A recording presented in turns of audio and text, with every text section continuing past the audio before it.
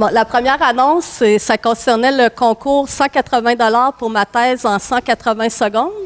Je vous invite fortement à participer si vous êtes un membre du CEF, soit à la maîtrise, au doctorat ou au post-doctorat. Vous courez la chance de gagner 180 $, en plus de vous pratiquer pour le futur concours facultaire de ma thèse en 3 minutes. En plus, ça va être le party de Noël du CEF en même temps. Donc, c'est au Pub X le 6 décembre, mercredi le 6 décembre à 5 h. Et puis, les autres annonces, c'est pour le 12e colloque annuel du CEF qui a lieu du 30 avril au 2 mai. Là, en ce moment, on a un sondage pour savoir quelle activité sociale vous aimeriez avoir durant le colloque. Donc, si vous voulez aller le remplir en ligne, il y a le lien sur Facebook, puis aussi sur le site du CEF. Aussi, on vous invite cette année à soumettre des propositions d'atelier parce que il va y avoir une nouveauté. Le colloque va durer 3 jours au lieu de 2. Et la 3e journée, c'est une journée de formation. Donc, tous les gens, chercheurs ou étudiants qui ont des connaissances à partager, soit avec R ou des connaissances de programmation ou peut-être sortie terrain, on vous invite à proposer des formations. Et puis, la date limite pour ça, c'est le 18 décembre 2017. Puis, comme toujours, on vous invite à proposer aussi une proposition de conférence ou d'affiche. Vous avez jusqu'au 28 janvier 2018. Donc, sans plus tarder, on va y aller avec nos conférenciers. On a ici en premier Sylvain Jutras, qui est professeur ici. Le titre de la conférence qui a attiré autant de gens, donc comme que je disais tantôt à Alison, on va écrire 20 dans tous nos titres de conférences à l'avenir. C'est spécial année d'études et de recherche, les faits saillants de 3 professeurs ou que font les professeurs durant 1 an à part boire du bon vin. Donc, puis je vous invite à rester à la fin parce que je pense qu'ils ont apporté une petite surprise qui va avec le titre.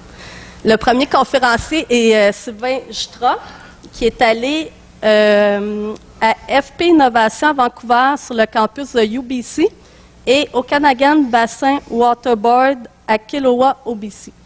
Oui, excellent. Merci. Est-ce que vous m'entendez bien? Oui, excellent. C'est bon. Donc, c'est ça. Je vais vous présenter rapidement notre année d'études et de recherche respectives. En fait, il y a quasiment personne qui sait exactement dans le détail c'était quoi nos affaires. Il y a juste notre directeur de département qui a besoin d'approuver. Fait que là, je me suis dit, tant qu'à le faire juste pour Jean-Claude, je vais le faire aussi pour les autres.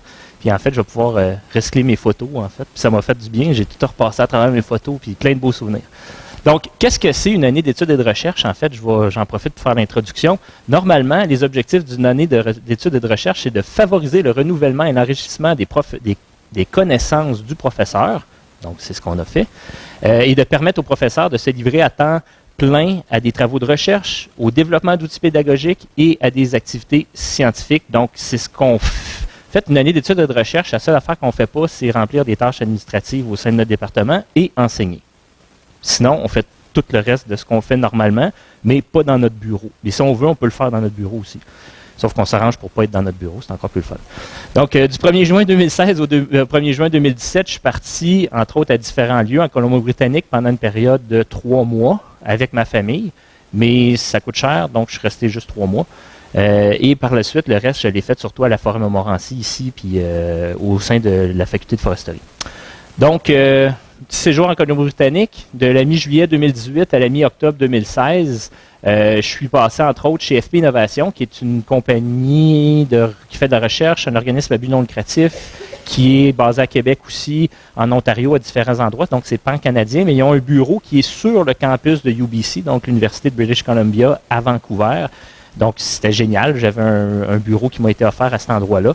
Puis, mon but, c'était d'aller étudier la voirie forestière. C'est une équipe, entre autres, qui a un département d'opérations forestières. Puis, l'équipe de Resource Roads, c'est directement dans l'équipe à Vancouver. Donc, c'est pour ça que je les ai appelés. Je leur ai dit, ça vous tente-tu de me recevoir? Ils ont dit, ah oui, viens-t'en, viens-t'en. Puis, on a travaillé, entre autres, sur une tournée. Eux planifiaient de faire une tournée au sein de leur groupe, parce qu'FP Innovation donne des services à des compagnies forestières qui sont membres. Puis les membres là-bas disaient que ça nous prendrait une formation sur les traverses de cours d'eau innovantes. Donc des traverses de cours d'eau un petit peu hors normes. Puis moi, ça donnait bien, c'est exactement ce que je voulais aller faire. Fait qu'on a profité, je les ai aidés à préparer la tournée, puis qu'on a fait par la suite à la fin, au mois d'octobre. Donc, vous voyez ici la carte de Vancouver. On est allé à plusieurs reprises. On a traversé jusqu'à Nanaimo sur l'île de Vancouver, qui est l'île où au sud, il y a Victoria. On est allé jusqu'à Port Alberni et jusqu'à une petite municipalité qui s'appelle Wass, dans le nord, mais ça valait le détour. Donc, on a vu plusieurs types de traverses de cours d'eau, des ponceaux à arches, comme là, qui sont plus classiques. On a vu des ponceaux à déversoirs, qui sont des infrastructures que, dans le cadre légal au Québec, devraient être de plus en plus utilisées. Puis là-bas, la première affaire qu'ils m'ont dit, c'est on n'en veut plus de ces affaires-là parce que c'est de la merde à poser, puis ça coûte cher, puis ça rouille, puis c'est compliqué.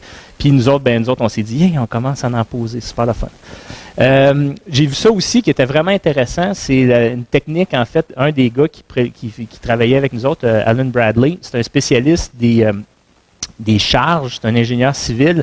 Puis ces structures-là, qui s'appellent des Nova Box au Québec, mais c'est des murets de géotextiles renforcés. Donc, c'est comme une espèce de lasagne où on compacte du sol puis on met des géotextiles.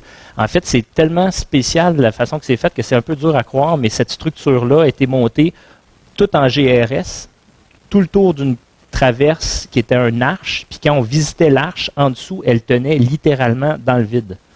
Donc, les assises avaient été complètement érodées, puis toute la structure tenait quand même. Donc, techniquement, ça qui est supposé retenir des charges n'en retenait plus aucune. Donc, c'était vraiment intéressant à voir, puis ça fait réfléchir sur les méthodes alternatives de construction de traverses de cours d'eau. Puis, ben, dans l'Ouest, on a des paysages comme ceux-là, mais aussi des contraintes. Quand nous, au Québec, on trouve que nos chantiers sont inaccessibles, puis nos routes sont en pente, là, ça n'a rien à voir.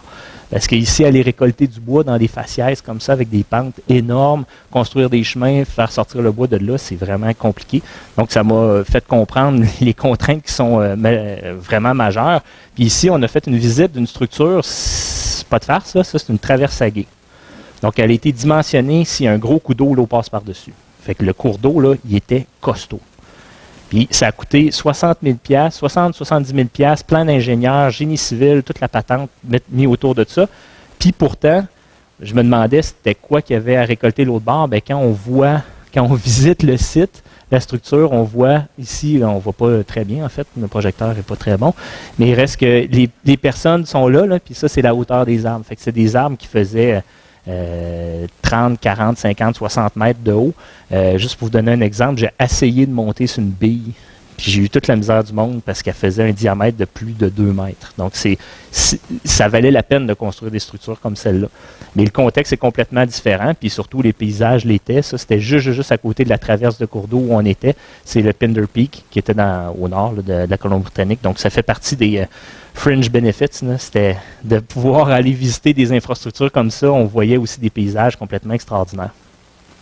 Sinon, bien, la ville de Vancouver, c'est une ville très agréable que vous voyez ici. Donc, à partir d'un point haut, on est capable de voir que la ville est entourée d'eau. Bien, pas entourée d'eau, la ville entoure l'eau.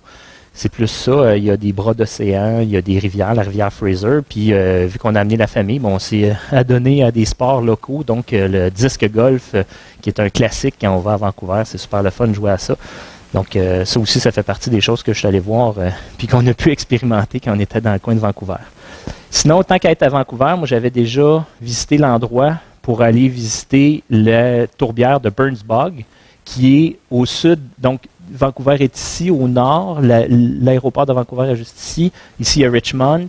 Puis ensuite, il y a la ville de Delta et le landfill. Donc, c'est le dépotoir de la ville de Vancouver est ici, dans une trame qui est une immense tourbière qui est complètement entourée d'autoroutes. Donc, il y a une pression absolument incroyable sur cette grande tourbière-là qui, entre autres, est alimentée en eau par la rivière Fraser qui passe ici, puis qui s'en va avec le delta. C'est pas pour rien que la ville s'appelle Delta, et sur le delta de la rivière Fraser.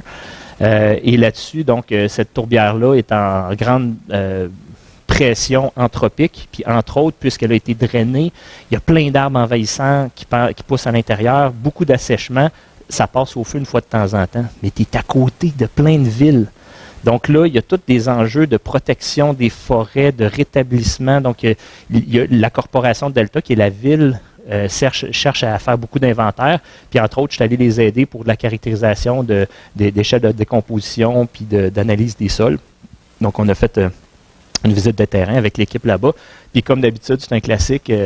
Ça, je pense que c'est ma 6 ou 7e pelle que je pète sur le terrain parce que je suis reconnu pour pas être doux avec le matériel de terrain. Donc ça, c'est un classique. C'était juste pour faire une farce. Mais voilà. Donc ensuite, au mois d'août, je suis allé, parce que ça faisait partie aussi de mes objectifs, d'aller rencontrer des gens en gestion de l'eau. Je suis président d'un organisme de bassin versant au Québec, puis je voulais savoir qu'est-ce qui se passait là-bas. Puis un des endroits qui est très reconnu, c'est le bassin du lac Okanagan, qui est au centre, dans Central BC. Donc, à partir de Vancouver, on conduit à peu près 4-5 heures, puis on se rend jusqu'au lac Okanagan, qui est un endroit où c'est très aride, entre les Rocheuses et les montagnes qui sont directement à sud de Vancouver. Les Rocheuses sont de ce côté-ci. Donc, c'est un endroit plutôt plat, moins dénivelé, très pentu, mais extrêmement sec. Donc, les enjeux de l'eau sont hyper importants. Puis, j'ai été accueilli par le OBWB, qui est l'Okanagan Basin Water Board, qui est l'équivalent d'un organisme de bassin versant là-bas. Et on est allé faire des visites de terrain. J'ai été accueilli, j'ai fait une présentation donc pour présenter c'est quoi la gouvernance de l'eau au Québec. Ça a été bien reçu. Puis j'ai été invité par la suite à faire des visites de terrain. Ça, c'est une visite d'une équivalent d'une table-gire ou l'équivalent d'une table-gire avec des intervenants qui étaient accueillis sur le terrain. Ça donnait que j'étais là en même temps qu'ils faisaient la visite. Puis c'est l'hydrologue Don Dobson, qui est un gars bien connu dans ce coin-là, qui m'a invité à aller faire un tour. Puis on a vu des enjeux super intéressants sur l'eau. Ensuite, dans le climat de l'Okanagan, c'était juste pour vous montrer comment ça peut être sec. Ça, c'est le mont Boucherie, qui est juste l'autre bord de Kelowna. Puis, ce mont-là, on peut faire des visites, puis il y a plein de vignobles autour, mais c'est complètement désertique à certains endroits. C'est très, très sec. Pourtant, le lac est immense. Il est très beau, il est très grand.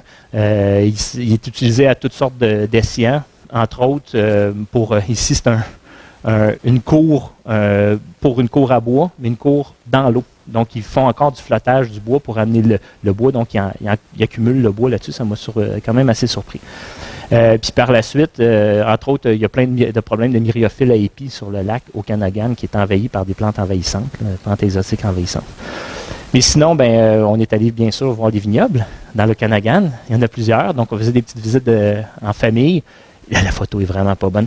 En fait, ça ici, c'était le vignoble de Mission Hill. J'ai amené une bouteille justement de Mission Hill que vous pourrez déguster, qui est c'est vraiment bizarre parce que tu arrives là, c'est comme un monde à part, tout est richement décoré. Les premiers ministres, quand ils vont voir un vignoble, c'est celui-là qu'ils visitent.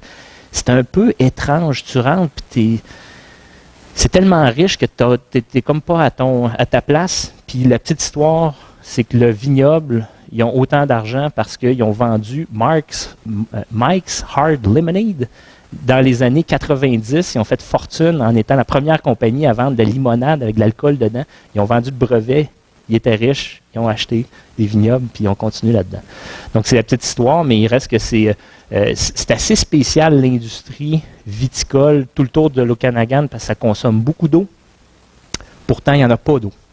Il faut que tes vignes souffrent pour faire du bon vin, mais il reste que tout cet échange-là, tous les enjeux de l'eau, la qualité de l'eau, même si le lac est immense et contient un gros volume, il n'y a pas beaucoup de cyclage d'eau à l'intérieur du cycle de l'eau. Il n'y a pas beaucoup de précipitations. Donc, c'est assez complexe. Puis, il y a des enjeux de rareté d'eau. Puis, c'est ça. Fait que c'est des affaires qu'il faut retenir de la place. Par la suite, je suis allé du lac Okanagan jusque dans les Rocheuses. Donc, les Rocheuses, c'est ici, le Banff National Park. Il y a Jasper qui est juste en haut. Il y a le parc des Kootenays qui est ici. On est allé à Radium Hot Spring pendant un petit bout de temps, puis ça nous a permis d'aller visiter, je suis allé visiter entre autres Kananaskis, qui est un site hyper reconnu pour l'hydrologie. Là-bas, j'ai rencontré John Pomeroy, entre autres, qui est un collègue. Je fais partie d'un projet qui s'appelle Global Water Futures, qui est un équivalent du projet Apogée, ici, Sentinelle-Nord, c'est à peu près l'équivalent. On a pu voir à cet endroit-là la vallée de la Columbia, qui est énorme, qui est complètement... Le bassin de la rivière Okanagan se déverse dans la rivière Columbia qui passe aux États-Unis. Donc, on est dans des enjeux transfrontaliers aussi dans ce secteur-là. C'est un endroit très sec. Puis, à Radium Hot Springs, c'est reconnu pour les boufflons des montagnes. Donc, à tous les matins, quand on se levait, il y en avait dans la rue, tout le temps. Puis, on se promenait, là, puis là, il fallait conduire tranquillement parce qu'ils traversent dans le village, ils mangent tout. Fait que c'est un jardin, oublie ça, là, il se fait brouter par des grosses bébites comme ça.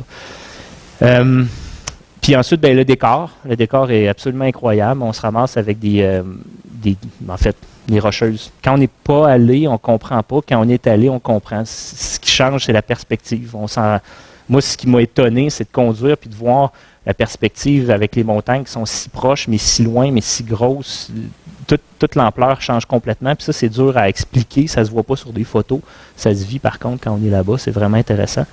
Puis comme de fait, mais c'est sûr que j'ai arrêté à cet endroit-là. Donc, quand je m'en allais vers l'Alberta, il y a la division entre l'Alberta et la Colombie-Britannique qui est divisée directement sur le Continental Divide. Puis c'est à cet endroit-là, ça coule vers l'Atlantique, puis de l'autre côté, vers le Pacifique. C'est directement là, puis la limite entre l'Alberta et la Colombie-Britannique a été exactement faite en suivant les écoulements des bassins versants. Ce qui est une limite administrative qui correspond à un bassin versant, ce qui est très rare. Parce que je dis tout le temps dans mes cours que ça ne correspond jamais, mais là, ça correspond. Puis bien sûr, on est allé faire un tour au lac Louise. C'est ça, il neigeait quand on est allé, puis on était au mois d'août. Donc, c'était spectaculaire, c'était vraiment très cool. Puis je suis allé visiter justement la station de Barrier Lake à Kananaskis, qui est reconnue, qui est un équivalent d'une forêt Montmorency un peu, là. Mais il y a des infrastructures de recherche, c'est pas pour la possession du territoire, mais plutôt pour les infrastructures de recherche, donc des labos.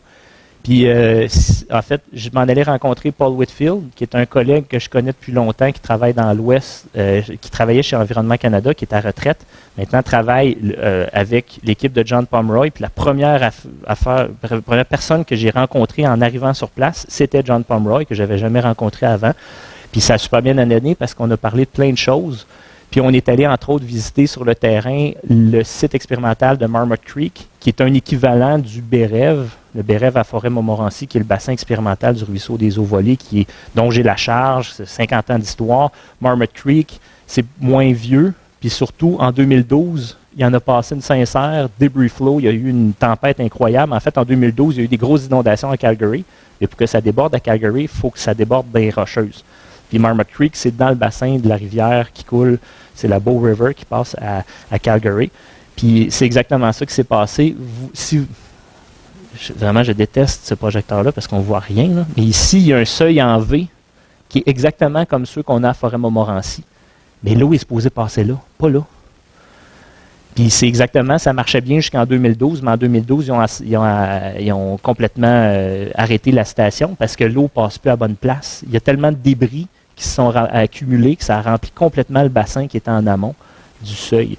Donc c'est un exemple classique de problème d'écoulement typique des Rocheuses, donc des écoulements à débris. Quand ça coule, puis en coule une sincère, là, tout arrache, le lit de cours d'eau, les roches, tout descend en même temps que l'eau.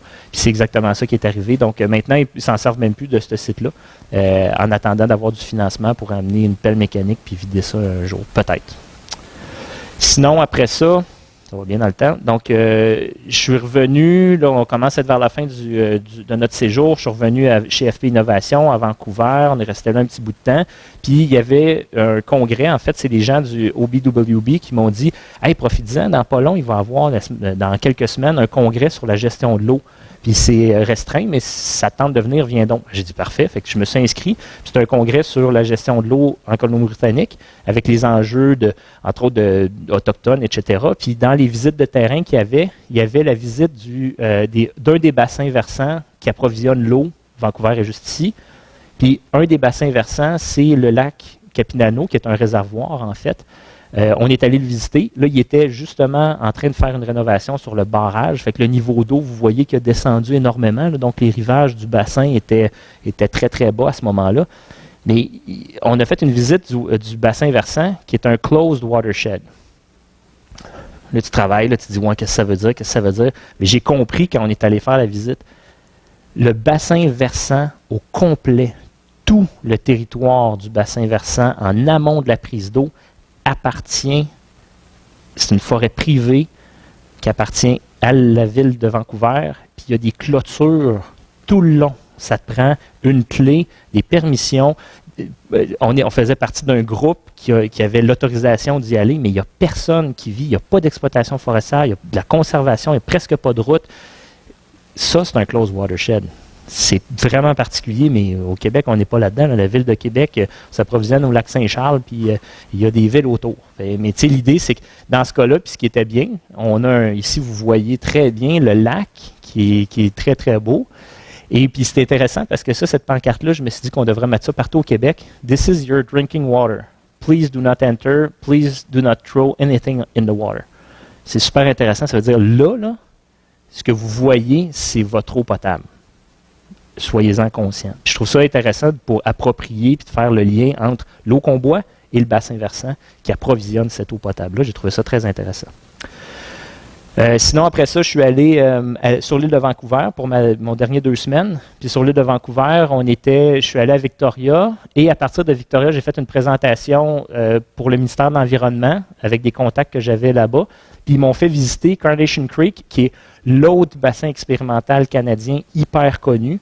Puis lui, c'est un bassin qui est connu pour le passage des poissons. Donc, c'est l'étude du saumon. Puis si vous regardez toutes les études de génétique puis de circulation des effets de la récolte forestière sur le poisson, le saumon du Pacifique, bien, ça vient de Carnation Creek, qui est à Benfield. Puis juste pour vous dire, Google, il n'a même pas voulu me mettre un chemin.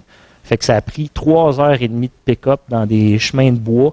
Puis ça, c'est leur site expérimental. Quand on pense à la forêt Montmorency, on embarque dans un auto, puis on se rend en 45 minutes à la forêt, là, on est chanceux. C'est pas du tout leur cas. Puis il y avait des seuils jaugés comme nous, avec des sites expérimentaux pour étudier toutes sortes de choses par rapport à l'hydrologie. Donc dans ce cas-là, c'était l'interception des précipitations. Puis on voit le lit de la rivière, qui est un lit de rivière qui est extrêmement mobile. À l'époque, quand ils ont fait la récolte forestière, ils faisaient la récolte forestière comme ils se faisaient dans les années 70. Les billes de bois étaient tellement grosses qu'ils allaient ramasser le bois dans les cours d'eau. Tu sors la bille, puis tu l'amènes à l'usine, parce que le bois est encore bon. Puis quand ils ont fait ça, ils ont tout scrappé à la rivière parce qu'après ça, il n'y avait plus rien qui retenait les sédiments. Puis là, ils ne sont pas rendus encore à une étape où il y a une stabilité des cours d'eau. Puis le fameux fish barrier, donc la barrière à poissons, c'est une structure qui est énorme qui traverse la rivière. Puis juste en amont, en fait, on voyait des gros saumons qui étaient en train de commencer leur frais à ce moment-là. Le timing était bon. Voilà. Puis sinon, ben, je suis rendu à la fin de ma présentation. Pour vous dire que tant qu'à être sur l'île de Vancouver, on s'est payé des petites vacances aussi. Puis on est allé faire du surf en famille à Tofino. Ça vaut vraiment. Là. Les enfants, il n'y avait pas d'école à ce moment-là. On faisait l'école à la maison. Ça a été merveilleux. Là, on disait aux enfants, là, savez-vous, vos amis sont à l'école en ce moment. Là. On fait du surf, nous autres. Puis c'est dans l'eau froide, dans le Pacifique. On se met des wetsuits.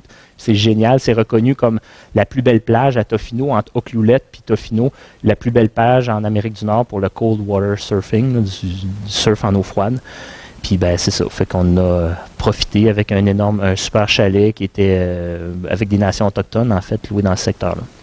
Puis sinon, ben ça, c'est ma dernière diapo. C'était pour vous dire que de novembre à juin, donc le reste du temps de ma sabbatique, en fait, je l'ai passé au Québec. J'ai travaillé énormément sur le financement de la recherche. J'ai calculé ça ce matin. Là, j'ai soumis 5 grosses propositions de financement de la recherche pendant une année. Là-dessus, il y en a 3 qui ont fonctionné. Il a fallu que je me bâtisse une équipe pendant que j'étais dans ma sabbatique, fait que j'ai recruté un paquet d'étudiants qui sont, entre autres, il y en a quelques-uns qui sont ici. Donc, 2 professionnels de recherche, plusieurs étudiants à maîtrise pour doctorat. Fait que, ça fait une grosse équipe. Donc, ça a été, à ce jour, ma plus grosse année de succès de financement parce que j'ai eu le temps de m'y consacrer, entre autres. Puis la forêt Montmorency, ben, j'en ai profité pour observer la neige, mais aussi observer la débâcle. C'est sûr, ça ne prend pas grand temps, mais c'est d'être là quand c'est le temps. Puis au niveau de la débâcle, j'ai été capable d'être sur le terrain le jour où il y a eu une grosse débâcle. Puis c'est intéressant parce que c'est des données qui sont très rares que j'ai par la suite filmées puis fait des montages vidéo. Voilà. Merci Sylvain. Maintenant, ça va être au tour de Alison qui est allée à l'Université Paris-Sud à Orsay.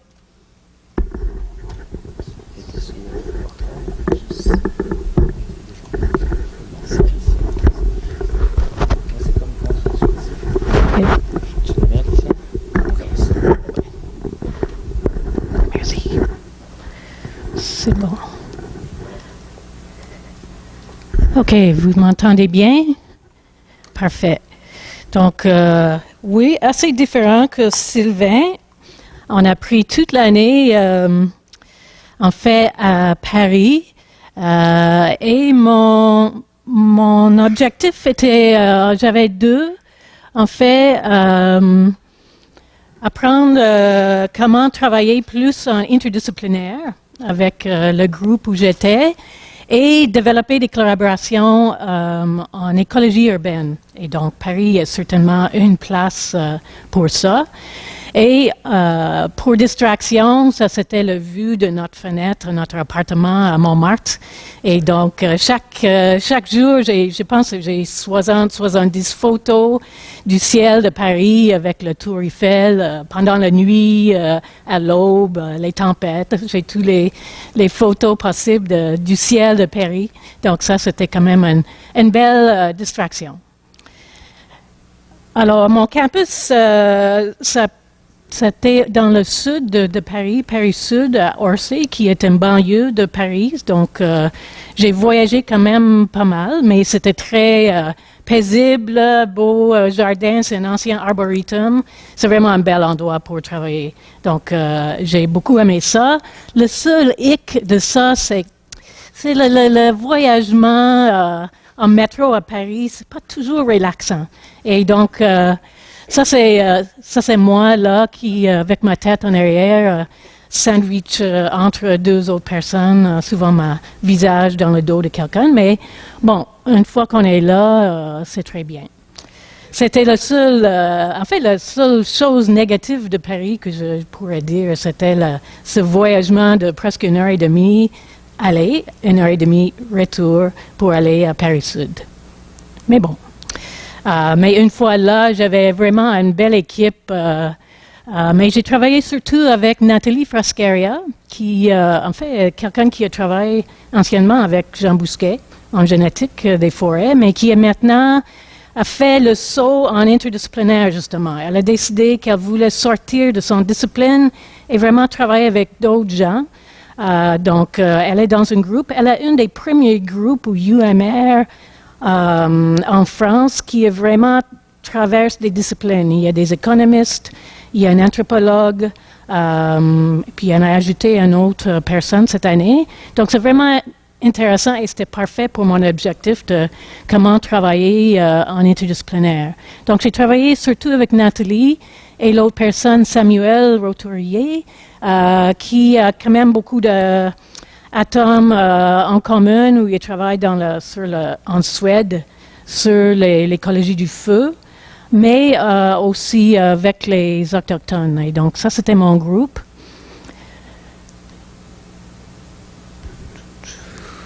Oups. Donc, juste des exemples des projets dans cette équipe qu'on pourrait dire socio-écologique. Donc, Samuel, par exemple, travaille sur beaucoup de mêmes choses, sur les effets de feu, des régimes de feu, l'écologie du feu, mais il travaille également avec les autochtones pour essayer d'intégrer les savoirs locaux et autochtones, et même les forestiers qui sont là depuis longtemps, d'essayer d'intégrer ça dans un programme de restauration. Donc, c'était intéressant parce que ça prenait tout ce que j'aimais déjà, puis ajouter l'orientation sociale avec travailler avec des autochtones, travailler avec les gens qui ont une histoire. Mais donc, ça, on a essayé de faire une demande. On va probablement réessayer par rapport à cette thématique.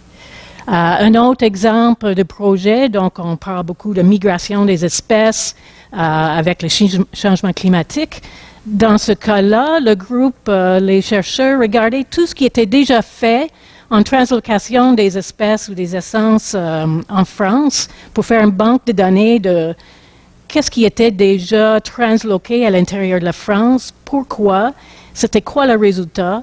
Et donc, ils sont en train d'assembler vraiment une banque qui va être très, très intéressante dans le contexte de changement climatique. Et encore, ils parlaient aussi quels sont les facteurs institutionnels, sociaux, acceptation, qui jouent sur les décisions de transloquer des espèces. Donc, ce n'est pas en isolation de tout le contexte socio-économique, c'est vraiment en comprenant comment ça ça peut avoir un portée justement sur les décisions sur les migrations. Donc c'est vraiment intéressant, je trouve, cette orientation de comprendre bien, parce que la plupart sont écologues, mais ils travaillent beaucoup avec d'autres disciplines. Donc, une de mes activités, j'ai essayé de m'impliquer dans plusieurs colloques, séminaires, autres sur l'interdisciplinarité, et une était une école d'été sur l'interdisciplinarité et surprise sur le thème que j'aime beaucoup, la biodiversité. Donc, Nathalie et moi, on s'en va apprendre tout ce qu'il y a à apprendre sur l'interdisciplinarité, comment faire. Donc, il y avait des sociologues, des anthropologues, des gens de droit, des économistes et un certain nombre d'écologues. C'était vraiment des géographes. Vraiment un mix vraiment intéressant pour ce colloque. Donc, on a appris beaucoup de choses. On a appris, en commençant, que les sciences sociales et humaines ont leur propre histoire que nous, on connaît peu. On ne connaît pas comment ils ont développé leur démarche, qu'est-ce qu'ils font. Les démarches, notre façon de faire pour faire la recherche sont très différentes et parfois c'est difficile de voir comment on peut travailler ensemble à cause de ça. Ensuite, des histoires commençaient à sortir dans des conversations. Peut-être des écologues, on utilise des sociologues pour leurs fins, pour mettre dans leur demande de subvention, par exemple, pour l'acceptabilité sociale, qui finalement, ça les intéresse plus ou moins. Donc, ça commençait un peu chaud de plus en plus de temps. On a compris qu'on n'a pas compris comment travailler dans l'interdisciplinarité des écologues. Donc, OK, on commence à comprendre beaucoup de choses. Et finalement, ça chauffait pas mal à l'intérieur du groupe de l'atelier. Ce qui est intéressant, parce que ça nous a dit on a beaucoup de choses à discuter encore avant qu'on soit capable nécessairement de travailler ensemble. Donc, ça, c'était on voyait qu'il y a vraiment un groupe. On s'est isolé, disons, presque pendant l'atelier, qui était intéressant. Mais ensuite, on continuait quand même. On voyait que un des hics de travailler avec des gens en sciences humaines versus écologie était le type de données. Nous, on cherche des données quantitatives qu'on peut mettre dans un fichier Excel, puis on est très contente, le plus qu'on a. Big data, c'est mieux. Par contre, souvent les sociologues nous ont expliqué qu'ils vont faire des entrevues avec 10 personnes, avec 40 personnes. Ils vont aller en profondeur aux questions. Ils vont vraiment essayer de trouver le fond de la question avec une recherche complètement différente que notre approche. Et on a vu que c'était difficile de voir comment trouver le terrain commun. Mais on avançait quand même pendant la semaine.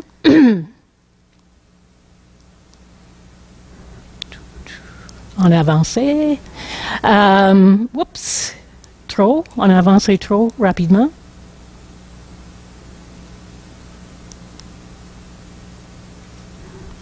Semble avoir Oui. Okay.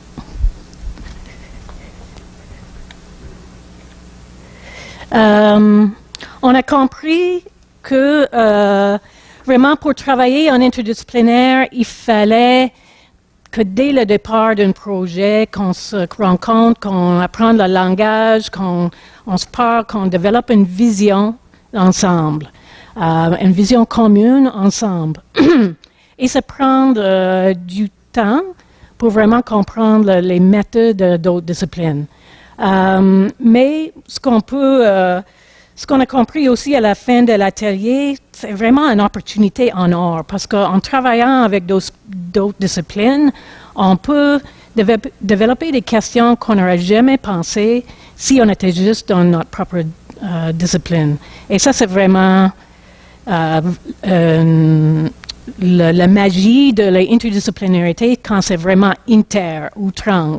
C'est pas multi, où tout le monde fait son petit partie, puis ensuite on essaie de tricoter quelque chose à la fin. C'est vraiment travailler dès le début avec d'autres gens.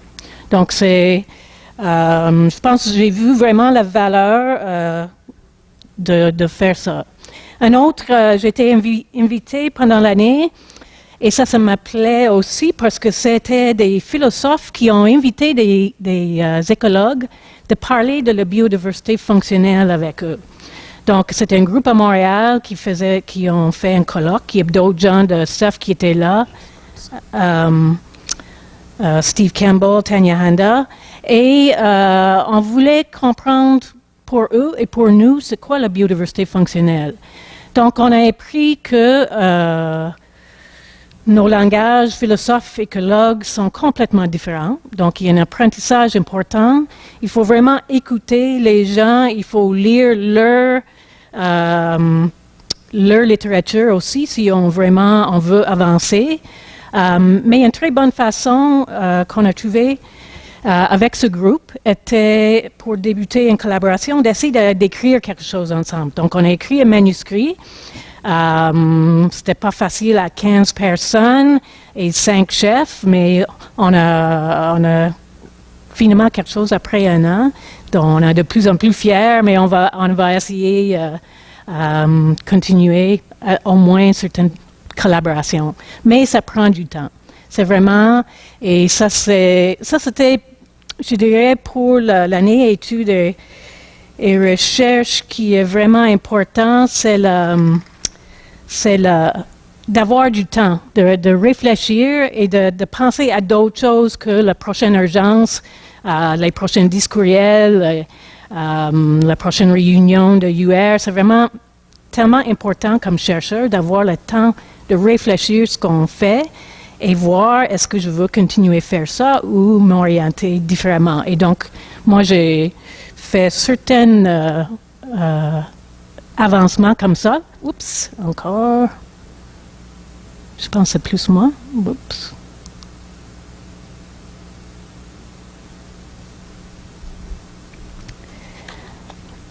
Donc, une des choses dont j'ai réfléchi beaucoup et que j'ai parlé de l'écologie urbaine, c'est vraiment un domaine où on peut travailler en interdisciplinaire. En fait, il faut travailler en interdisciplinaire.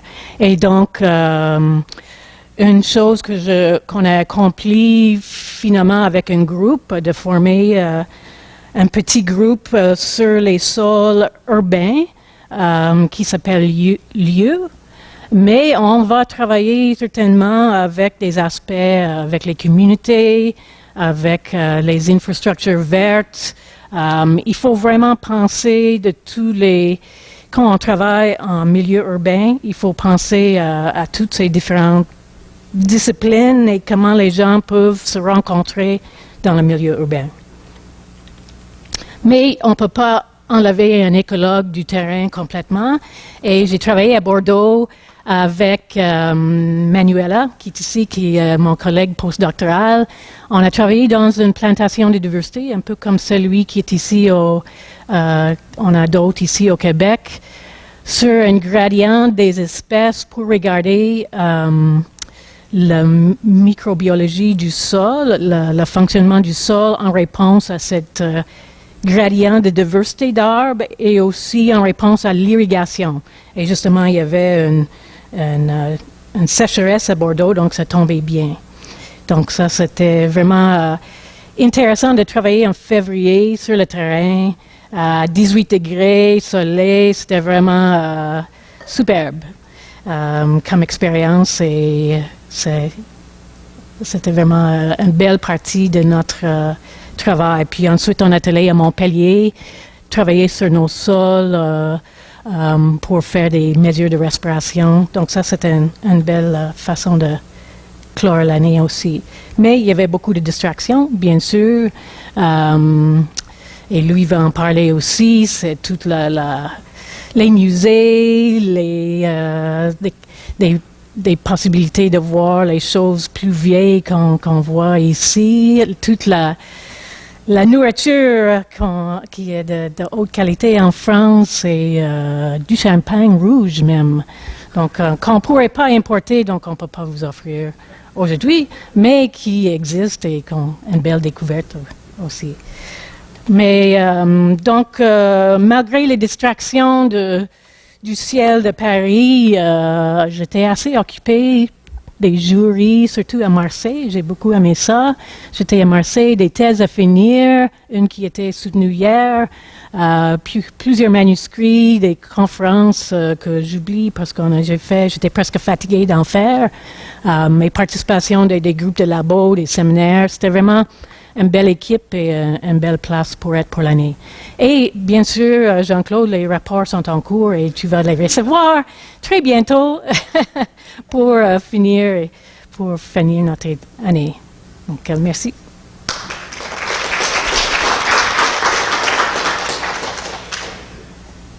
Maintenant, ça va être le tour de Louis Bernier, qui était lui aussi à Paris, vous l'avez deviné, dans le laboratoire interdisciplinaire des énergies de demain à l'Université Paris-Diderot.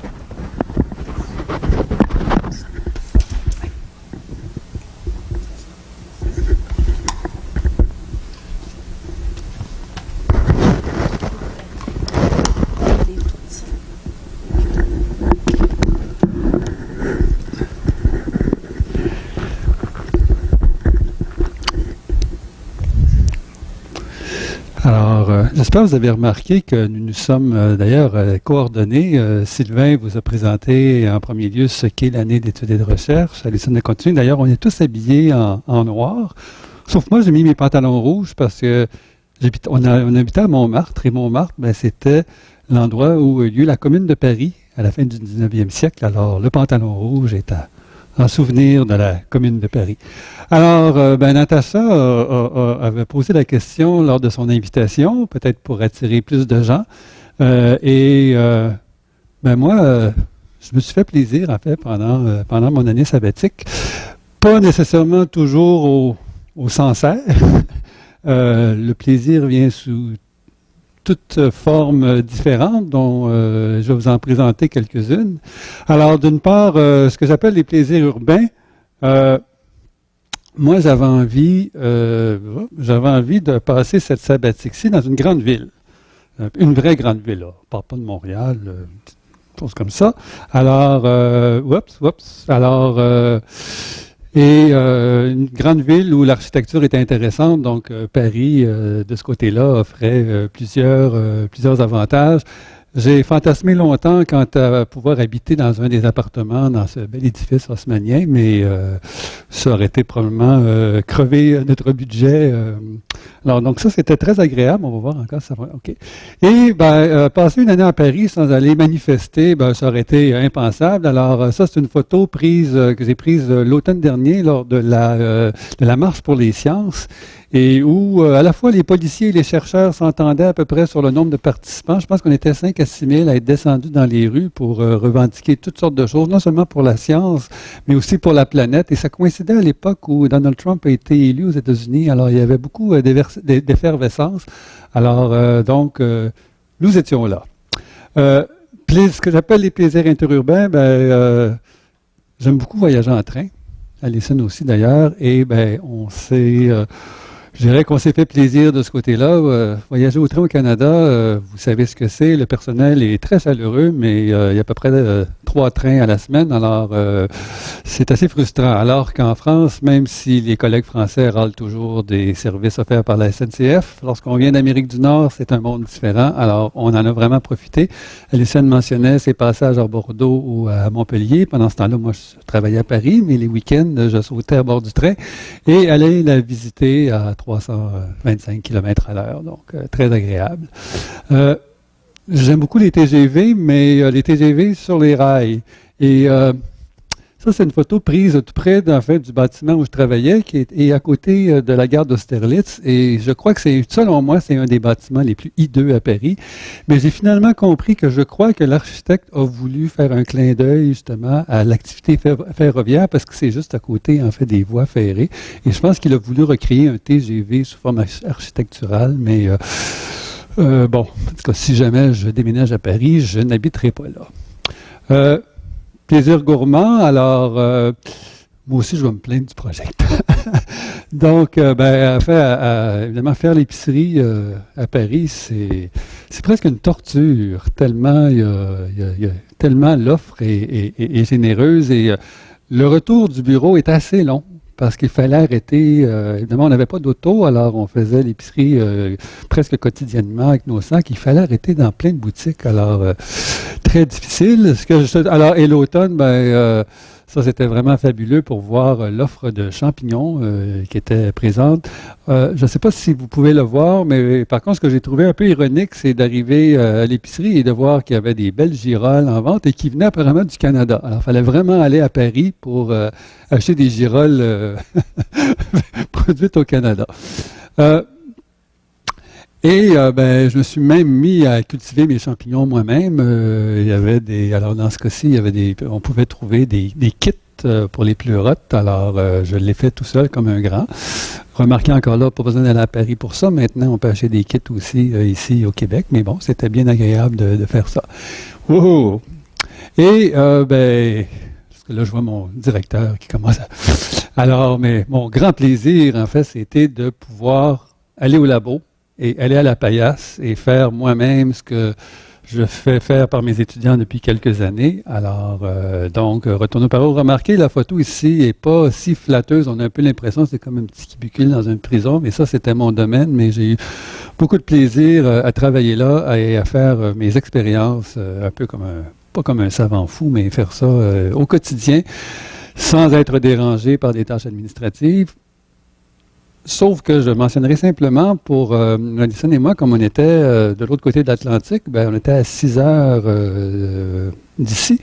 Et ce qui était vraiment bien, c'est que pendant la journée, donc, on pouvait faire nos activités d'année d'études et de recherche, dans mon cas, beaucoup de laboratoires. Et à 4 heures de l'après-midi, la réalité revenait. Tout à coup, les courriels commençaient à entrer d'Amérique du Nord. Et donc, on a passé quand même pas mal de temps au courriel à partir de 4, 5 heures, 6 heures le soir. Alors donc, comme Natacha l'a mentionné, moi j'étais à l'université Paris Diderot, qui est une université qui est localisée au centre-ville, dans un quartier qui était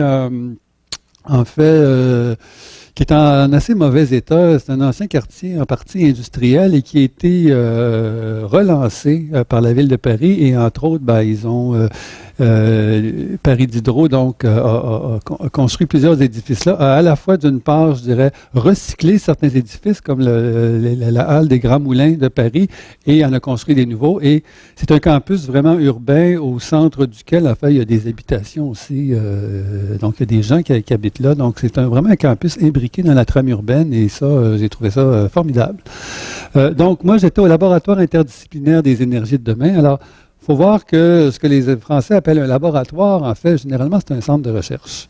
Donc, ce centre-là est hébergé à Paris Diderot. L'objet d'étude du centre, ce sont les transitions énergétiques. Et ce qui est vraiment intéressant, donc Alison a parlé d'interdisciplinarité, c'est un autre exemple ici où le centre regroupe des gens qui viennent de la géographie, de l'histoire, de l'économie, des sciences sociales. Ajouter à ça des physiciens, mais là, des physiciens purs et durs, des gens fascinants qui parlent de la transformation de l'énergie, des transferts d'énergie, et un groupe qui vient du domaine plus des sciences du vivant, et ça, c'est le groupe, moi, avec qui je travaillais, et plus particulièrement l'équipe de génétique et épigénétique des champignons. Alors, pourquoi, à première vue, on peut se demander, mais qu'est-ce que les gens des sciences du vivant viennent faire de cet assemblage? C'est entre autres parce que dans les transitions énergétiques, on parle beaucoup aussi des carburants du futur. Carburants maintenant de 3e et 4e génération. Et ces carburants-là, pour les fabriquer, on utilise les micro-organismes. Entre autres les champignons, les bactéries, les cyanobactéries. Donc, c'est pour ça qu'à l'époque, lorsque le LEED s'est formé, ils ont invité des gens, des mycologues et des bactériologistes à se joindre au groupe. Alors, voici, donc moi j'étais donc dans l'équipe, une des équipes de mycologie qui était dirigée par Philippe Sillard, qui est tant qu'à moi, qui est un mycologue et un généticien des champignons hors pair. Également un grand amateur d'opéra et un fan fini de la cantatrice québécoise Karina Gauvin. Alors, et je répétais souvent à Philippe que moi, Karina Gauvin, je la connais depuis très longtemps. On l'a entendue, nous, alors qu'elle commençait sa carrière. Alors, encore là, pour ceux qui connaissent moins le système français, je dirais, puis là j'ai des étudiants français qui vont peut-être un peu sourciller, mais le système français, le système universitaire français, est, je dirais, tant qu'à moi, c'est un peu une structure pyramidale. Vous avez le professeur en haut, dans ce cas-là, Philippe Sillard, et là ensuite vous avez les maîtres de conférences. Alors dans ce cas-ci, Sylvain Brun et Roselyne Ferrari. Sylvain, c'est un généticien également, Roselyne est une biochimiste, et ensuite vous avez du personnel comme Valérie Gauthier, en fait, qui est une ingénieure de recherche, une seule étudiante, Tin Song Nguyen, et Charlie Boucher, qui était un professionnel de recherche contractuel. Charlie avait fait sa maîtrise au laboratoire. Charlie est un as en biologie moléculaire et il aidait tout le monde au labo, dont moi, c'était un peu mon ange gardien. Alors, c'était extrêmement... en fait, Valérie, Tin Song et Charlie étaient vraiment ma première ligne là, pour parfois juste m'aider à me rappeler comment fonctionnaient les appareils parce que j'avais quand même pas mis la main à la pâte moi-même depuis quelques années. Charlie est aussi, pour la petite histoire, petit-fils de vigneron champenois. Alors, tantôt, les 4 verres de champagne, enfin de champagne de saignée que vous avez vu dans la photo d'Alison, ben, ça venait du grand-père de Charlie. Et effectivement, c'était absolument délicieux. Alors, donc ça, c'était bien. Au laboratoire, on travaillait fort et à l'occasion, ben, Charlie passait, prenait des commandes de champagne, les différentes équipes. Alors, c'était équipe très sympathique. Bon, il y a toujours une exception d'eux. Alors, dans ce cas-ci, Nadine, mais que je n'ai jamais rencontrée, mais c'était elle qui gardait la machine à glace. Alors, bon, il y en a partout des gens comme ça. Alors, pour entrer dans le vif du sujet, moi, mon projet, donc j'étais dans comme je dis, un laboratoire interdisciplinaire, mais j'avais un projet en fait, qui était très ciblé et c'était un projet de génétique des champignons pur et dur où Philippe et moi avions convenu que je travaillerais sur les gènes qui codent pour des protéines G, et notamment les protéines G alpha chez le champignon Podospora enserina. Donc, le Podospora enserina, c'est un champignon modèle. Pour ceux qui connaissent, ils sont nombreux qui connaissent la génétique des champignons. On sait par exemple que un des champignons modèles les plus connus, c'est le Neurospora crassa. Ben, je dirais que le Podospora enserina, c'est un peu le Neurospora crassa des Français, de l'École française de génétique, mais en 1000 fois mieux, évidemment. Alors, c'est un champignon coprophile, donc c'est un champignon qui colonise très rapidement les excréments, notamment d'herbivores. Heureusement pour moi, je travaillais sur des souches qui faisaient partie de la collection depuis longtemps, mais Charlie, entre autres, s'occupait d'un projet où, à chaque semaine, on recevait des échantillons de crottins, de cheval ou d'autres grands ongulés. Et lui devait extraire des champignons de ça. Alors, ça venait dans des petites barquettes comme ça. Alors, il ne faut pas se fier à l'étiquette nous dit « perles de coco aux 3 merveilles ». Mais c'était pas des perles de coco. L'avantage de ce champignon-là, comme modèle, en fait, c'est d'une part sa croissance très rapide, le fait aussi que le champignon peut compléter son cycle biologique en laboratoire en moins de 7 jours, et ça inclut tout le cycle sexuel. Donc, vous pouvez faire des croisements très facilement et en moins d'une semaine, enfin en 5 jours, vous récoltez la descendance. Et vous pouvez refaire des croisements la semaine suivante. Donc, c'est un outil absolument extraordinaire. On peut assez facilement créer des mutants en inactivant des gènes ciblés chez ce champignon, ce qui pour moi était une des raisons pour lesquelles je voulais aller travailler dans ce labo-là, parce que moi, mon équipe et moi, on fait le même travail sur les champignons qui causent la graphiose de l'homme et c'est beaucoup plus difficile. Alors, donc ça, c'était vraiment bien pendant 1 an de pouvoir travailler sur une bête qui collaborait. C'est aussi un champignon qui possède un arsenal d'enzymes qui est vraiment impressionnant, ce qui est lié, évidemment, à son mode de vie. C'est un des colonisateurs, en fait, primaires du crottin, donc il a la machinerie qui lui permet de vraiment utiliser le substrat, et ce qui en fait un modèle intéressant, comme je disais, dans un contexte de mise au point de carburant de génération avancée plus tard.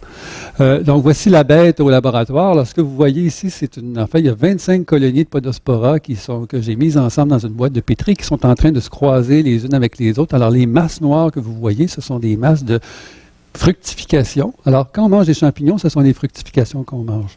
Vous voyez ici que c'est pas très gros.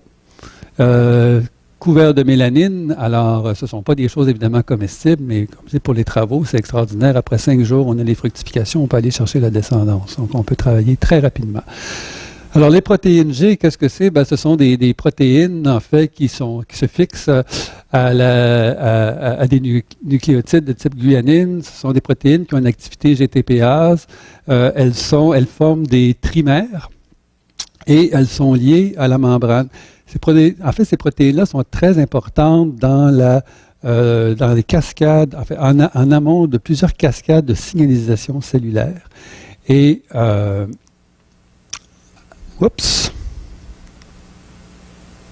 donc, la raison pour laquelle Philippe Szilard était intéressé à ce qu'on travaille là-dessus chez Podosporan serina, c'est qu'on pense que ces protéines seraient impliquées d'une part dans la croissance végétative du champignon, notamment dans l'acquisition de nutriments, également possiblement impliquées dans la production de structures de type apressorium. Alors ça, ce sont des structures, encore là, chez les agents pathogènes, les apressoriums sont très importants. Ça leur permet d'aller siphonner des nutriments à partir de leur hôte. Podospora en serina n'est pas un pathogène, mais il fait des structures un peu similaires et on pense que ce sera encore là lié à l'acquisition de nutriments de son substrat. On pense que ce serait également lié à la reproduction sexuée. Par ailleurs, chez la plupart notamment des champignons, on retrouve un nombre, je dirais pas fixe, mais quand même, le nombre le nombre de gènes qu'on retrouve est assez constant, alors que chez Podospora serina, on a vu que le génome, en fait, contenait des gènes supplémentaires dont on n'a aucune idée de la fonction qu'ils peuvent avoir. Alors ça, c'était encore là un des moteurs du projet. Donc, et tout ceci venait pas, comme je dis, mon collègue Philippe, c'est un type brillant, mais qui connaissait aussi sa littérature scientifique. Alors, on savait, encore là, par les travaux faits sur des champignons comme le Neurospora crassa, que justement, les protéines G avaient été démontrées comme jouant un rôle important donc, dans la perception des nutriments dans l'environnement, ce qu'on appelle le nutrient sensing, dans la réponse aux phéromones, parce que les champignons, lorsqu'ils se croisent, comme bien d'autres organismes, utilisent des phéromones et des récepteurs de phéromones pour se reconnaître. Donc, les protéines G sont importantes dans ces phénomènes-là pour mettre en place les cascades de signalisation. Elles jouent également un rôle dans la pathogénèse. Alors, chez Podospora, c'est peut-être moins intéressant parce que ça n'est pas un pathogène, mais ça, moi, ça m'intéressait beaucoup parce que moi, je travaille sur des agents pathogènes. Alors, je me disais, ben, si on trouve des choses intéressantes, moi, éventuellement, je peux appliquer ça à mes propres travaux plus tard. Donc, on s'intéressait tout particulièrement aux protéines G-alpha. Normalement, on en retrouve 3 chez les champignons. Ben, chez Podospora serina, il y a 6 gènes qui potentiellement auraient une fonction de protéine G-alpha. Donc, les 3 premiers gènes G-alpha 1, 2, 3, qui sont déjà connus chez plusieurs autres champignons. Les 3 autres loci ou gènes ont des fonctions totalement inconnues parce que l'équivalent de ces gènes-là n'existe pas chez les autres champignons. Donc, la stratégie que nous avions, d'une part, pour essayer de au moins lancer des travaux nous indiquant quelle était la fonction de ces gènes-là, c'était d'une part de produire des mutants. Et pour produire des mutants, on identifie les gènes qui nous intéressent et on les remplace par des copies non fonctionnelles. Et éventuellement, on peut vérifier si les mutants qu'on a obtenus ont un phénotype qui est semblable ou qui est différent de celui de la souche de départ, chez qui le gène est fonctionnel. Alors, de façon pratique, ça se décline en un certain nombre d'étapes. D'une part, il a fallu que je construise des cassettes d'ADN recombinant. Donc, une cassette par gène ciblé. Donc, j'avais 6 gènes. Alors, il fallait faire 6 cassettes. Alors, ces cassettes-là, essentiellement, ce qu'elles contiennent, une portion du gène qui nous intéresse, une portion tronquée, ainsi qu'un gène qui confère la résistance à un antibiotique X, Y ou Z, qui sera notre facteur de sélection. Par la suite, on va transformer notre champignon avec la cassette génétique. Donc, le champignon va, si on peut dire, va intégrer cette cassette-là à son génome.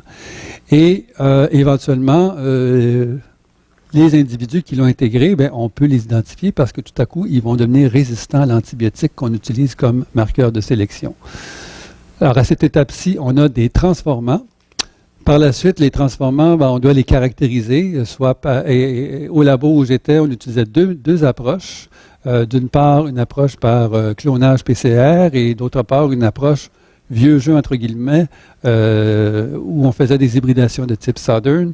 Il n'y a plus beaucoup de labos qui font ça, mais Philippe Sillard insiste pour qu'on le fasse et je suis d'accord avec lui, c'est une bonne idée. Donc, mais tout ça pour vérifier que les transformants qu'on a sont vraiment des mutants, ont la mutation aux gènes qui nous intéressent. Et par la suite, il faut faire une caractérisation phénotypique des transformants et d'identifier donc les gènes, les mutants pour les gènes qui nous intéressent. Et finalement, alors, jusqu'à cette étape-là, on induit des mutations dans des gènes uniques. Par la suite, on peut faire des croisements pour obtenir des souches dans lesquelles on a des mutations multiples, pour voir encore là quel est le phénotype de l'accumulation de mutations dans différents gènes. Donc, j'ai passé en fait plusieurs mois là-dessus et je dirais, tout le travail que j'ai fait, c'est toujours un peu déprimant quand on regarde ça, mais en fait, le travail peut se résumer par cette diapo aussi. Qui montre en fait les résultats que j'ai obtenus. Donc, pour les 3 premiers gènes de Podospora serina qui correspondent à des gènes connus chez les autres champignons, j'ai obtenu en fait très peu de transformants. Et même dans un cas, pour le 3e gène, G-alpha-3, j'avais un seul transformant.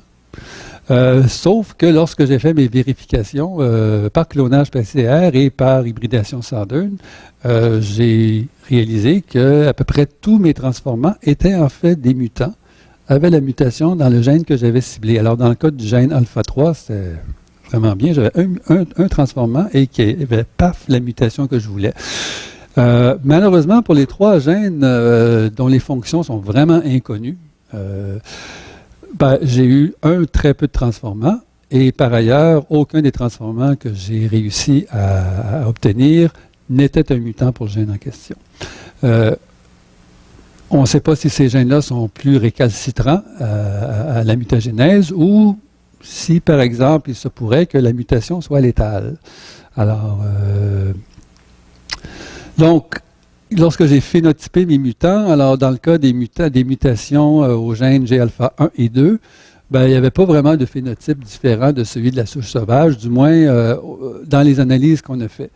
C'est un petit peu décevant parce que chez Neurospora crassa, on peut voir des phénotypes associés à ces mutations-là, mais chez Podospora, il n'y en a pas. C'est pas complètement surprenant non plus parce que d'une espèce à l'autre, on voit souvent ce genre de différence. Par contre, dans le cas du gène alpha-3, il y avait un phénotype bien caractéristique. Les mutants avaient une très bonne croissance radiale, mais formaient des tapidifs beaucoup moins épais que chez la souche sauvage.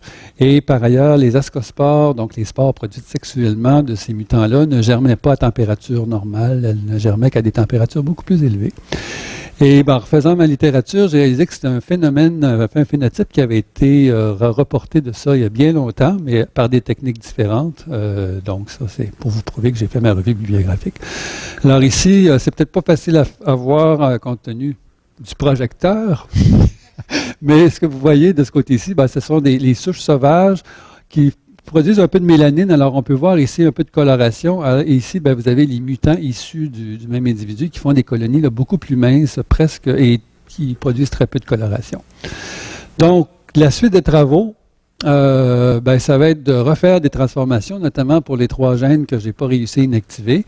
Ça va être un nouveau doctorant dans l'équipe, Alex Demour, qui faisait sa maîtrise au moment où j'étais là, qui va intégrer ça à des travaux qu'il fait sur Podospora en serina. Et éventuellement, moi, je serais très intéressé à refaire ce même genre de travail sur ces gènes-là chez Ophiostoma novoilmi, parce que notamment, je soupçonne les protéines G-alpha d'être aussi impliquées dans le dimorphisme levure mycélium que j'étudie depuis des années chez ces champignons-là, et possiblement dans la pathogénie. Alors, peut-être que moi, l'été prochain, si j'ai le temps, je vais peut-être me remettre moi-même à la paillasse à Québec. Alors, avis à mes étudiants. Danger. Ce que j'entrevois aussi, c'est le maintien de ma collaboration avec l'équipe de Philippe Sillard. Lors de ma sabbatique précédente, j'avais travaillé à Montpellier, à l'Institut de recherche pour les développements, encore là, en génétique des champignons. Et on a fait des choses très intéressantes. On a publié un très beau papier, mais malheureusement, il n'y a plus d'autres collaborations. La collaboration avec l'équipe, c'est un peu terminé. Je suis resté en lien avec un des anciens postdocs là-bas, mais dans ce cas-ci, je pense que la collaboration a beaucoup plus de chances d'être maintenue, d'une part à cause de notre intérêt commun, Philippe et moi, sur les gènes G-alpha, et comme je vous disais, de mon intérêt à faire le même genre de travail chez Ophiostoma. Par ailleurs, Philippe s'intéresse beaucoup, en fait, serait intéressé de trouver des souches de Podospora nord-américaines. Et donc, il a fait une demande à l'Université Paris 7 pour venir passer 3 ou 4 mois de sabbatique à Québec. Alors, avis, l'été prochain ou l'automne prochain, si jamais vous entendez de l'opéra, de la musique d'opéra dans mon laboratoire, bien, vous saurez que Philippe Sillard est sur place et est en train de travailler probablement à ouvrir des petites barquettes de produits divers dans mon labo. Alors, là-dessus, j'aimerais vous remercier de votre attention, remercier l'université aussi d'avoir gardé cette tradition de l'année d'études et de recherche parce que mes collègues l'ont dit, c'est vraiment une occasion j'allais dire de reprendre ses esprits, non, mais de faire des choses différentes et de pouvoir, comme moi je l'ai mis sous j'ai évoqué le plaisir, mais j'adore mon métier, j'adore faire de la recherche. Je suis un peu frustré parfois que je trouve que les chercheurs en passent beaucoup de temps à faire des demandes de subventions pour trouver du financement. Et quand finalement on a le financement, ce sont nos étudiants. C'est normal, on doit former nos étudiants, mais ce sont nos étudiants, nos postdocs qui font souvent le travail au labo. Puis nous, on n'a plus le temps parce qu'on est reparti vers la course, vers d'autres financements. Alors pendant une année, avoir le temps de se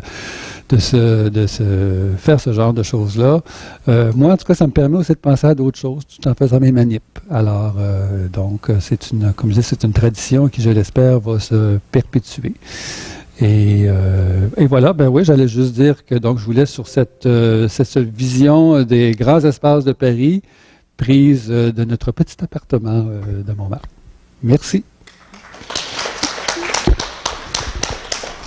Merci à vous trois. Maintenant, ça va être la période de questions. Je ne sais pas s'il y en a qui ont des questions. Et puis, juste après, on va avoir une petite dégustation de vin si vous voulez rester. J'en vois qui se sauvent. Là. Donc, est-ce qu'il y a des gens qui ont des questions? Moi, j'en avais une pour Louis. Je n'ai pas vu le lien entre les champignons et l'énergie de demain. Ah, c'est parce que... Oups, ça fonctionne. Oui, c'est parce que dans les carburants, notamment deuxième, OK. En fait, les carburants des futures générations sont, je dirais, presque essentiellement beaucoup de carburants qui proviennent de végétaux.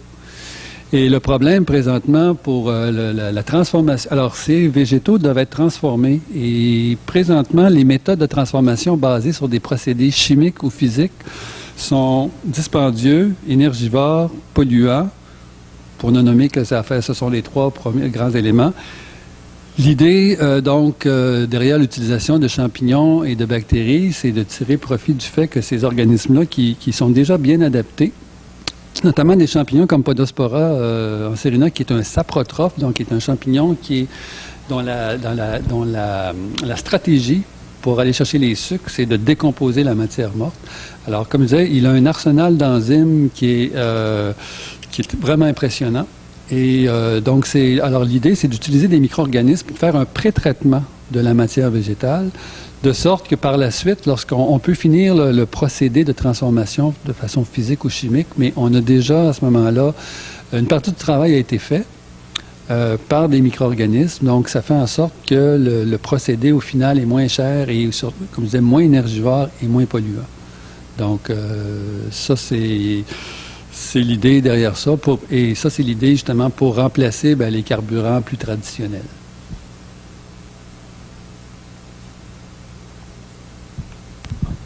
Pierre a une question aussi.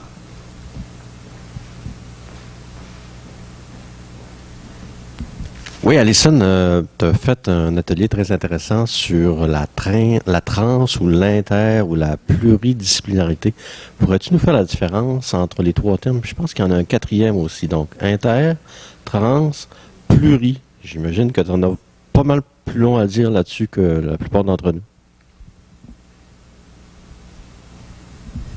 Oui, enfin, ça c'est à peu près l'ordre hiérarchique là, de comment travailler entre disciplines. C'est pluri, ensuite multi, inter et le plus évolué, c'est le transdisciplinaire. Et souvent, on a juste réussi dans beaucoup d'équipes de faire multi, où on va travailler séparément, mais on a plusieurs disciplines dans un projet, mais chacun fait leur travail et ensuite on fait une synthèse qui est un peu artificielle à la fin.